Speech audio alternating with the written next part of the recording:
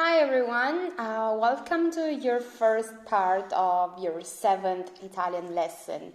In this first part today we're going to talk about grammar.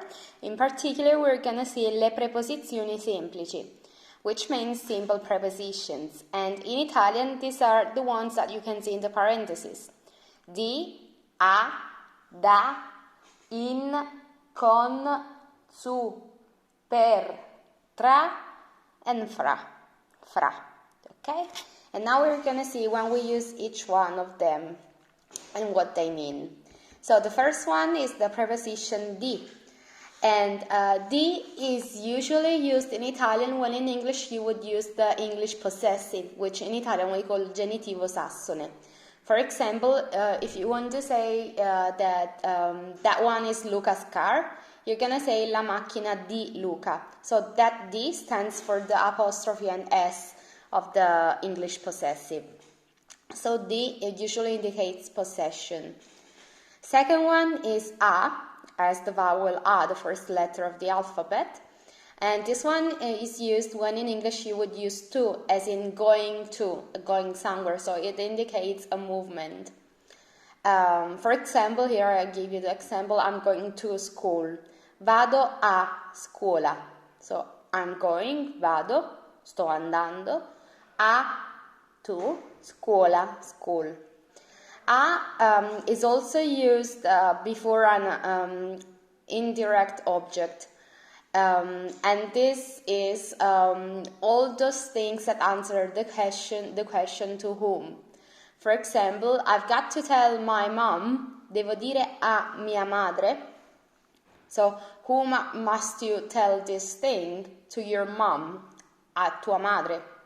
Devo dire a mia madre that I'm not going back home, che non torno a casa.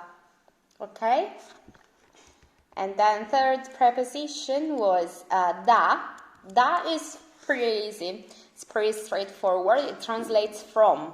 For example, from where I heard, da quel che ho sentito. Or an easy one that you already know, where are you from? Da, from, dove vieni? Okay. Next preposition is in, and it's also an easy one because it indicates the same thing as in English. So it states a geographical static location. So somewhere that you're in and you're not going anywhere, you're not coming from anywhere. For example, I'll wait you in the car. Ti aspetto in macchina. You're not moving with your car, you're not coming from anywhere, you're staying in there. Next preposition was con. That's also an easy one. It basically translates with, so it indicates company. For example, I'm with you, sono con te.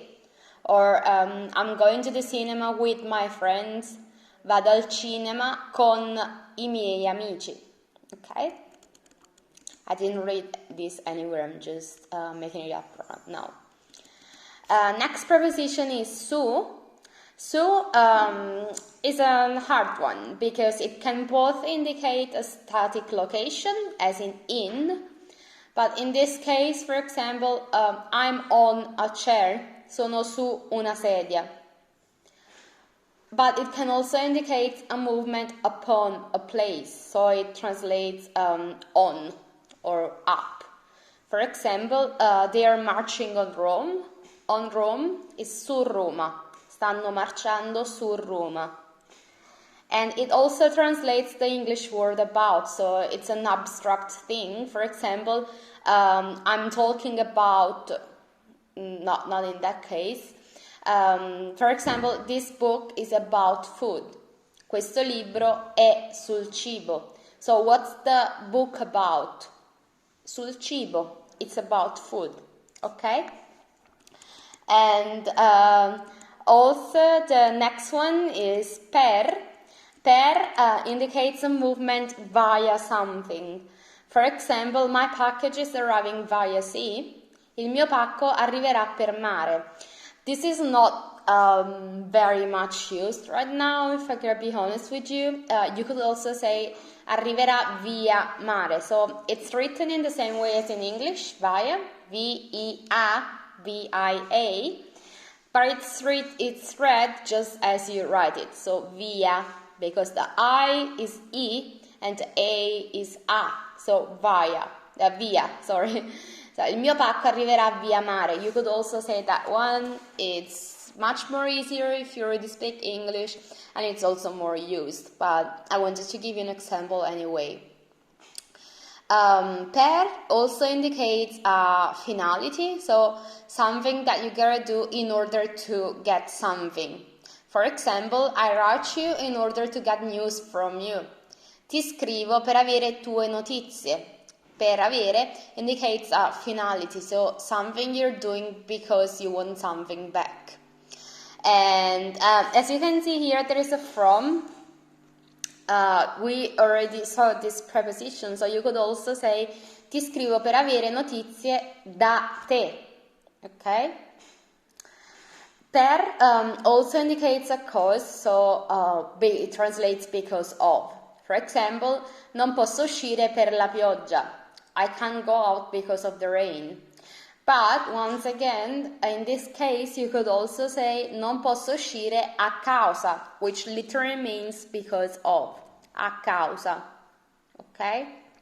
And it's more used and probably easier to remember, but this is Italian grammar and I wanted to teach it anyway to you. So let's move on to the last one.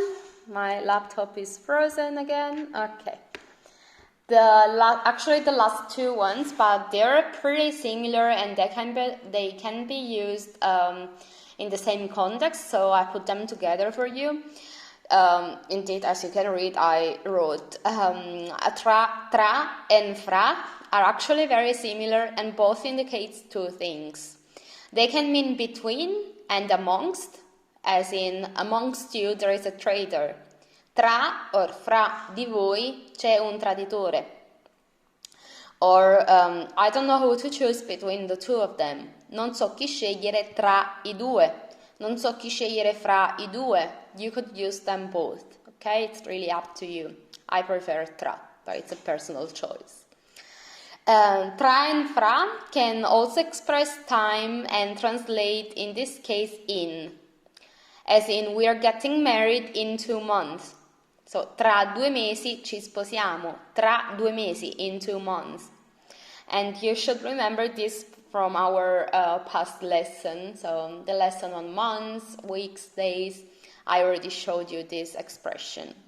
Anyway, you dovete, remember the verb, learn these prepositions because as you're gonna say in about 2 minutes, these prepositions can get pretty complicated because they can be followed by an article, and in that case, they change. But we're gonna see more about that in the next video. So memorize these ones, make sure you write them down and repeat them. They're pretty short words, so they're not hard to remember.